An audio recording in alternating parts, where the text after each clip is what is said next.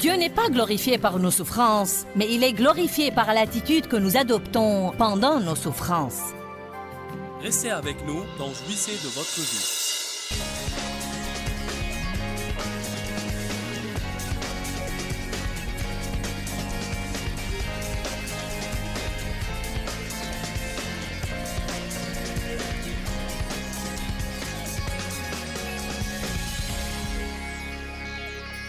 Puis-je vous dire une chose aujourd'hui? La percée miraculeuse ne vous donne pas la maturité spirituelle.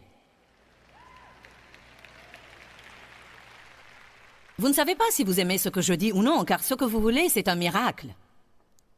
J'espère que vous allez l'avoir. C'est super d'avoir un miracle. Là, de nouveau, s'il vous plaît, comprenez-moi bien. Je ne dis pas que Dieu ne fait pas de miracles. Mais je dis simplement, lorsqu'on prêche ou on met notre foi en Dieu pour un miracle, je veux dire, les gens s'excitent. Mais lorsqu'on parle de percée, si nous pouvons avoir quelques applaudissements et un sourire, nous sommes bénis. Mais voilà la réalité, mes frères. De plus en plus de personnes passent par. Alors pourquoi ne vous dirais-je pas simplement la vérité? Eh oui, il se peut que vous receviez une percée miraculeuse, si c'est la façon que Dieu choisit pour traiter avec vous. Je pense que c'est passionnant et je suis heureuse pour vous. Mais je vais vous donner une chose afin que vous puissiez traverser victorieusement dans le cas où ça ne se passe pas de cette façon.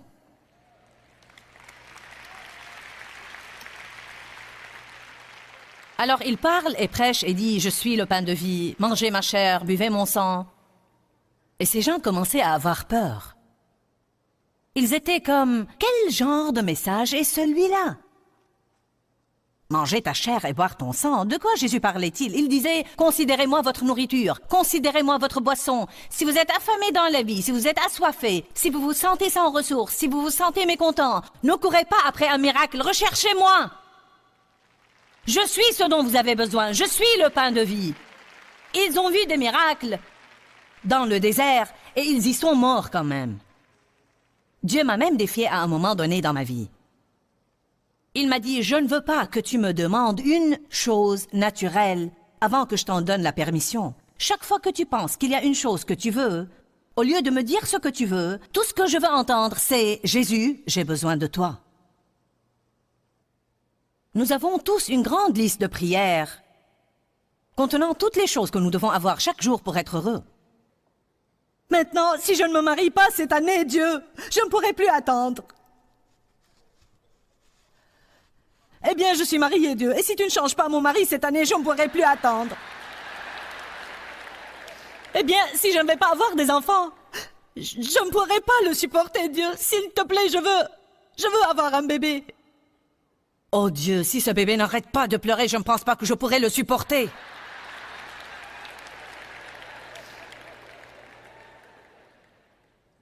Dieu, je dois avoir une plus grande maison. S'il te plaît, Dieu, j'en ai assez de vivre dans ce semblant de boîte.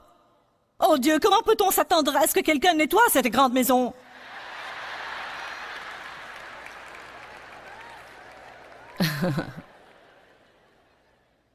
Nous devons finalement admettre que ce ne sont pas les choses qui peuvent nous rendre heureux. Il est notre pain de vie. Il est notre boisson de vie.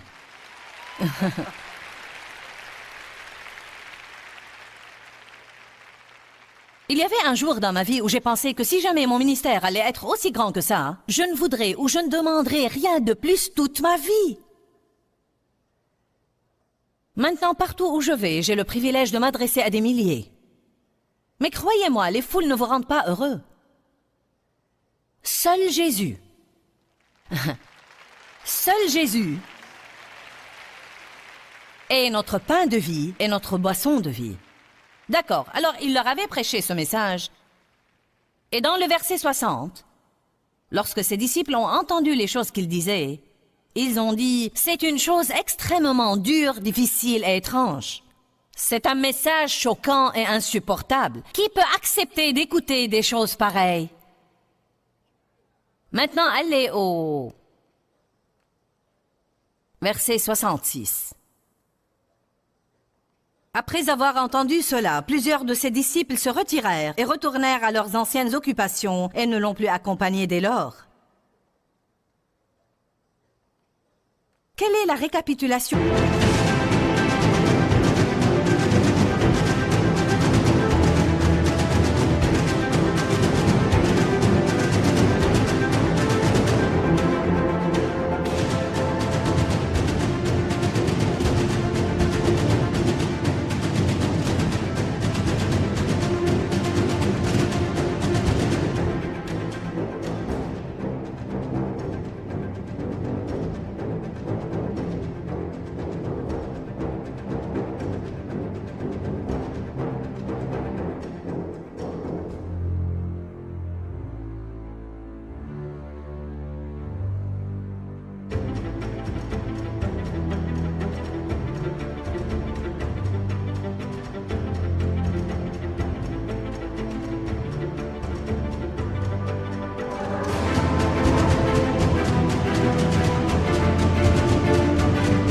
De Jean 6, dans les versets 1 et 2. Écoutez, il suivait Jésus tant qu'il y avait des miracles.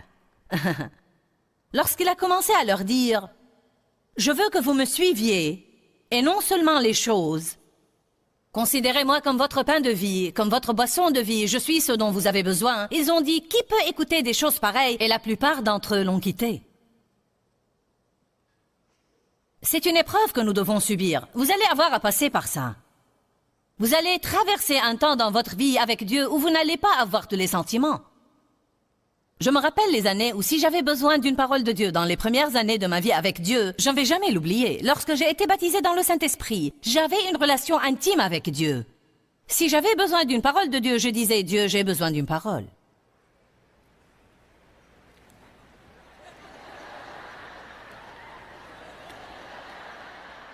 Et c'était vraiment glorieux. Dieu adressait exactement mon besoin. Je veux dire, c'était incroyable. Ou bien j'utilisais ces boîtes à promesses. Ces petites boîtes de cartes avec toutes les promesses. Alors vous avez besoin d'une parole et vous... Ou vous consultez votre calendrier de passage biblique ou n'importe. Ensuite, l'heure est venue où je ne comprenais pas ce qui se passait. Voyez, j'étais au stade de bébé. J'étais dans la couveuse du Saint-Esprit et Dieu était en train de tout faire pour moi. J'avais ma tétine, j'avais mon biberon. Il me changeait les couches chaque fois que je me conduisais mal.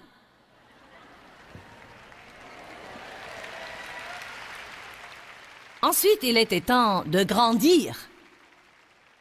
J'avais besoin d'une parole de Dieu et...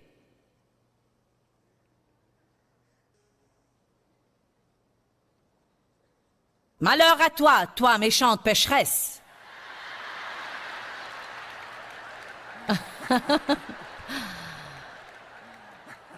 Oh, je réprime ça. Essayons de nouveau. Allez, est-ce que quelqu'un sait de quoi je parle?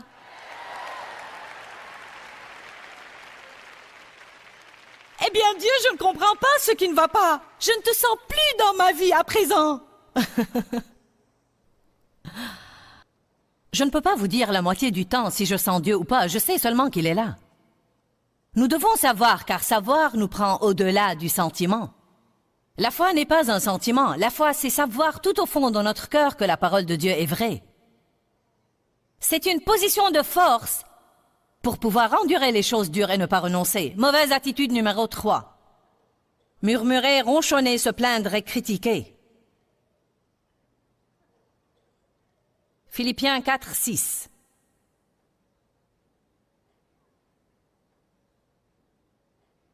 Ne vous inquiétez pas et n'ayez aucun souci. Mais en toutes circonstances et en toutes choses, par des prières et supplications, demandes précises, avec des actions de grâce, continuez à faire connaître vos besoins à Dieu. Allez à Philippiens 2, versets 14 et 15.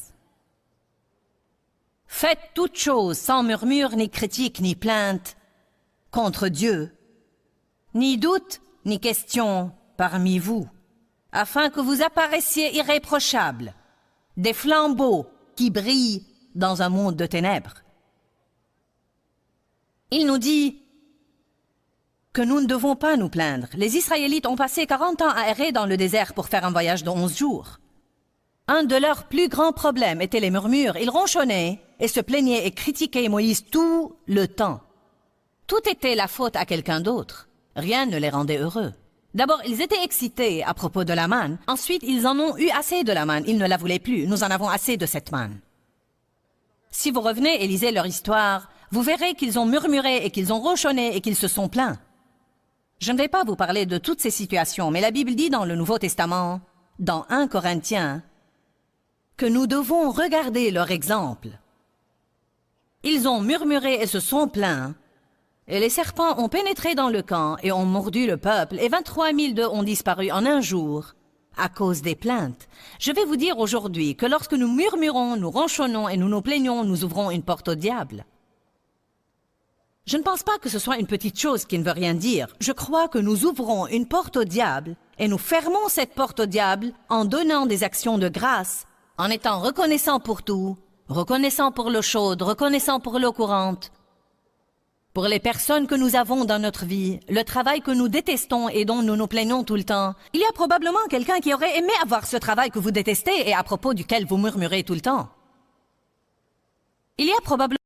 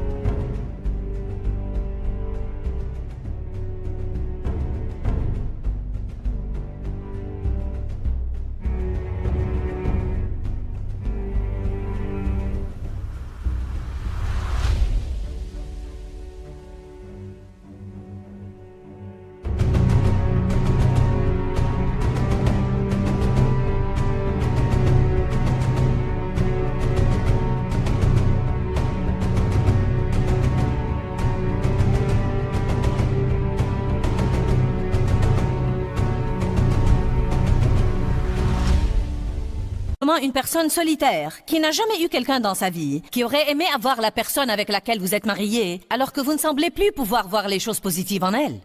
Oh oh. Oh oh. Ne me regardez pas comme ça parce que je prêche bien.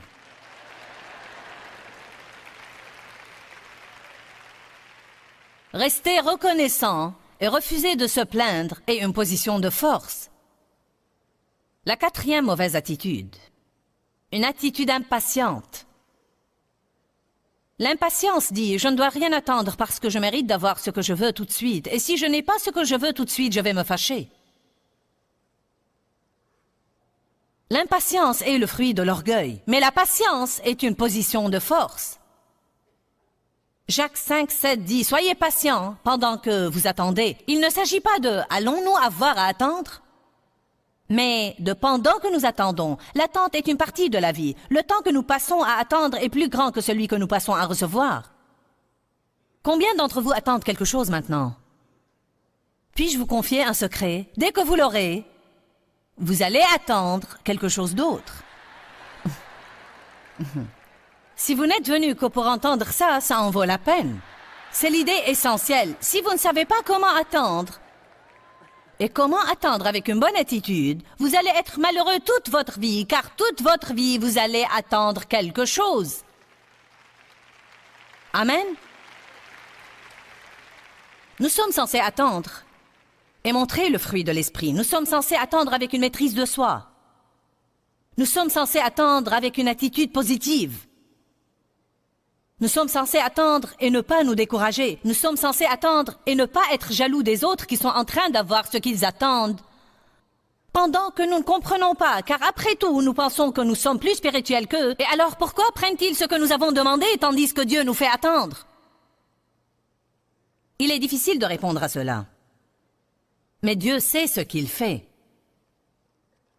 Si jamais vous voulez lire quelques bons passages sur la patience, vous pouvez lire Jacques 1 qui dit « Soyez complètement joyeux lorsque vous êtes exposés à diverses tentations et épreuves, sachant que l'épreuve de votre foi produit la patience. » Lorsque la patience est absolue et complète, nous serons des gens à qui il ne manque absolument rien. Amen. Combien d'entre vous deviennent de plus en plus patients? Maintenant écoutez, la vie n'est-elle pas plus agréable quand vous apprenez à vous calmer pendant que vous attendez? Est-ce qu'être impatient fait que Dieu se presse? Est-ce que quelqu'un ici a trouvé la formule pour que Dieu fasse plus vite? Si vous l'avez, je souhaite vraiment que vous la partagiez avec moi. Dieu promet de ne jamais être en retard, mais je peux vous dire que d'habitude, il ne vient pas en avance. Pourquoi Dieu nous fait-il attendre jusqu'à l'heure de minuit? Quand Paul et Silas étaient en prison, pourquoi Dieu a-t-il attendu jusqu'à l'heure de minuit? Car durant les heures qui précèdent, il y avait une extension et une croissance qui prenaient lieu. Dieu n'est pas glorifié par nos souffrances, mais il est glorifié par l'attitude que nous adoptons pendant nos souffrances. Je vais le dire de nouveau.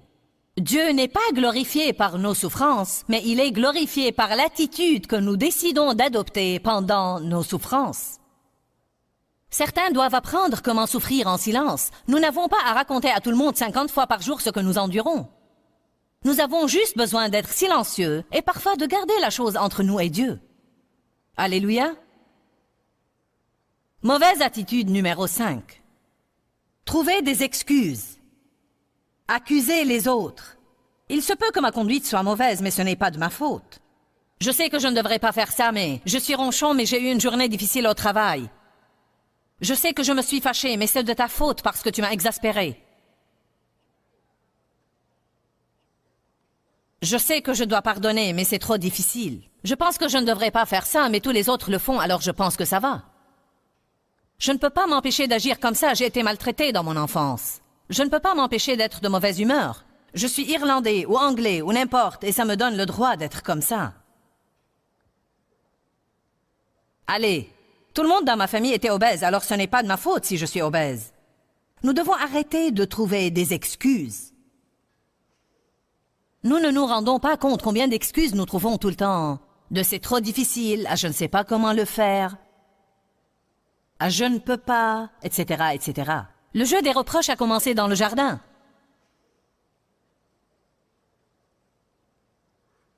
Adam a accusé Dieu, la femme que tu m'as donnée. Savez-vous quoi? Adam était le chef de la famille. Puisqu'il était là-bas, pourquoi n'a-t-il pas fait quelque chose? Pourquoi n'a-t-il rien dit? Je ne veux plus croire à ces mensonges.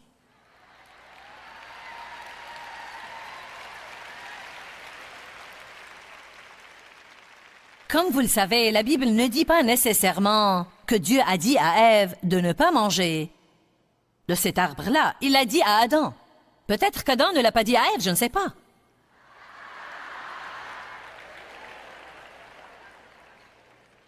Je plaisante avec vous. Bien sûr, nous savons qu'Ève avait une responsabilité, mais j'essaye de faire remarquer que tout le monde veut accuser quelqu'un d'autre. N'est-ce pas absurde? Dieu, la femme que tu m'as donnée, elle a mangé, et puis elle me l'a donnée, elle me l'a fait faire. Quand Dieu s'est adressé à Ève, Ève a accusé le diable. C'est le diable qui me l'a fait faire. J'ai remarqué que lorsque Dieu a assigné le châtiment, il les a châtiés tous.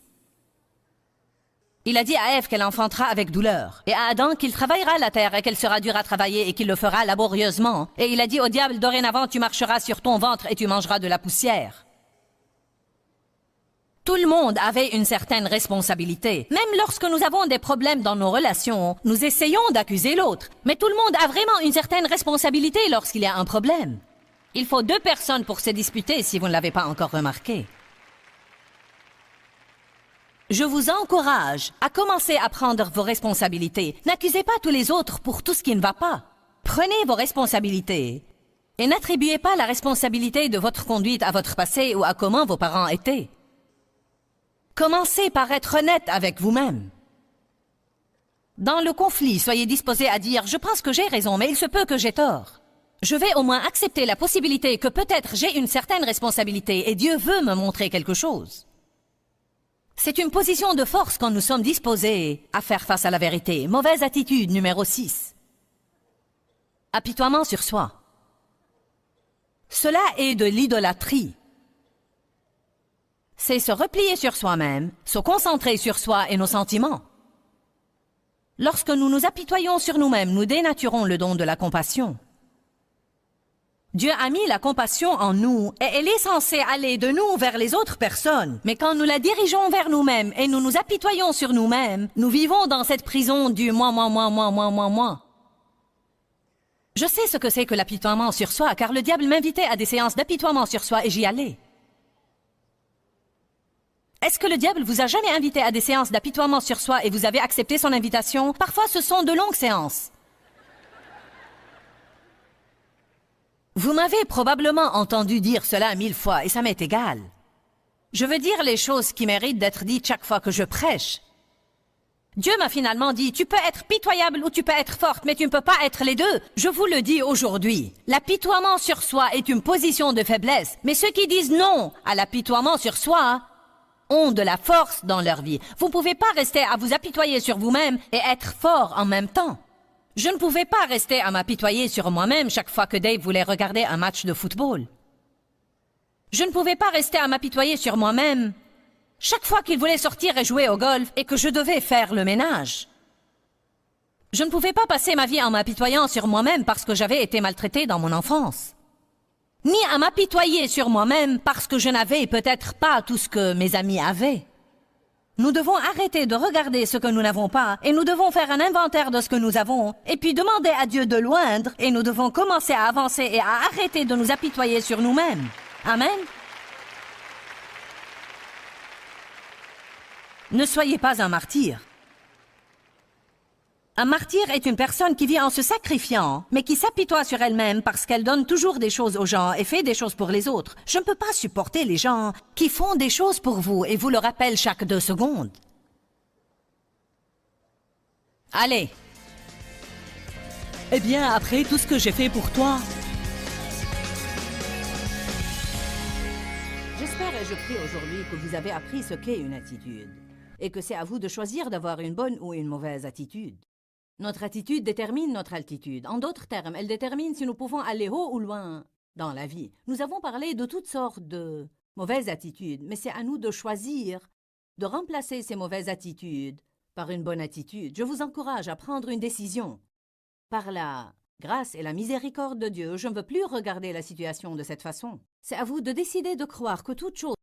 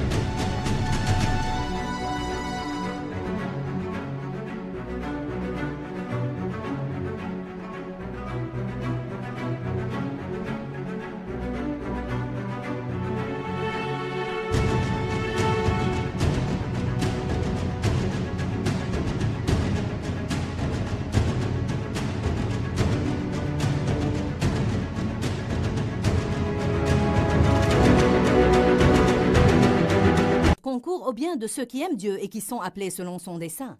Écoutez, mon mari dit ça tout le temps. C'est un genre de thème de vie pour lui. Et vous savez, parce qu'il prend cette attitude envers la vie, il vit en paix et il jouit de sa vie quotidiennement. Le thème de notre programme aujourd'hui est jouir de la vie de tous les jours, parce que nous voulons que les gens jouissent de leur vie. J'ai passé trop d'années en tant que chrétienne sans jouir de ma vie.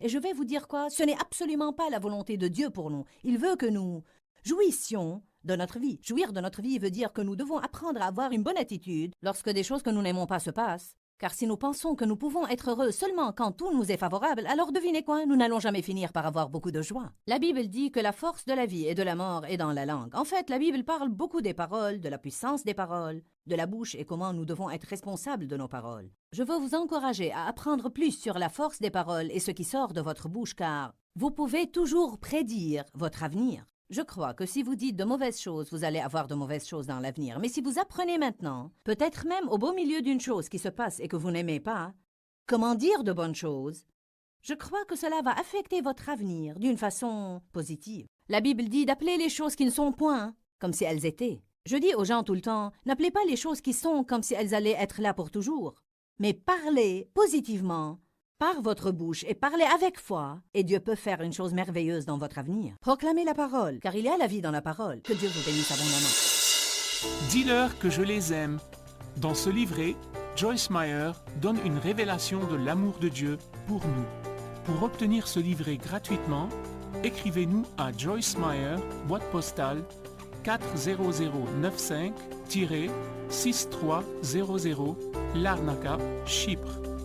Ou bien visitez notre site web www.joycemeyer.org/fr.